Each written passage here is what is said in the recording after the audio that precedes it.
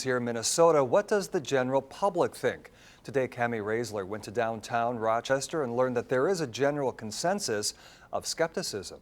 There's a lot of confusion going on between who's the right information on what. And it kind of just seems like we're getting somewhat good news, but then it's followed by bad news right after, The people we spoke with, at least today, aren't sure what they think about the pandemic, particularly the COVID-19 vaccine. When asked if they would get the vaccine, To be honest with you, as of right now, I'm not 100% sure. I'm kind of yes and no. As far as the vaccination, no comment.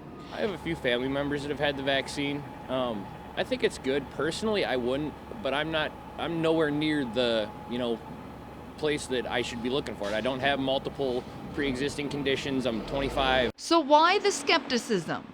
If the government was a lot more honest, maybe people would be willing to take the vaccine. Studies have shown the COVID-19 pandemic disproportionately affects Black people and other minorities in severity, mortality, and economics. New studies show these same populations are most likely to say no way to getting this fast-tracked vaccine. From history, it shows that a lot of things aren't given to us in our favor. So we are going to be skeptical. Misinformation on social media is also to blame.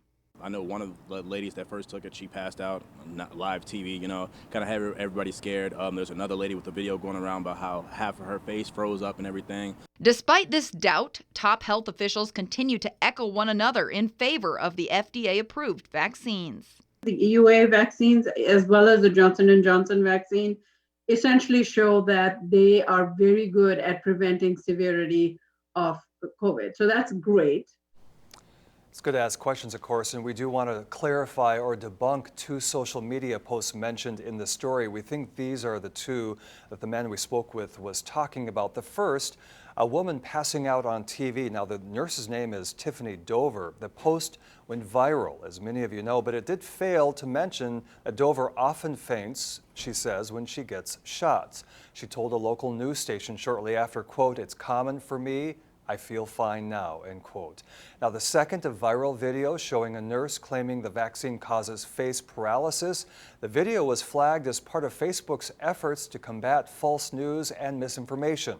It turns out there is no record of this woman, identified as Kalila Mitchell, ever being a nurse, and the Tennessee Department of Health has no record of her getting vaccinated.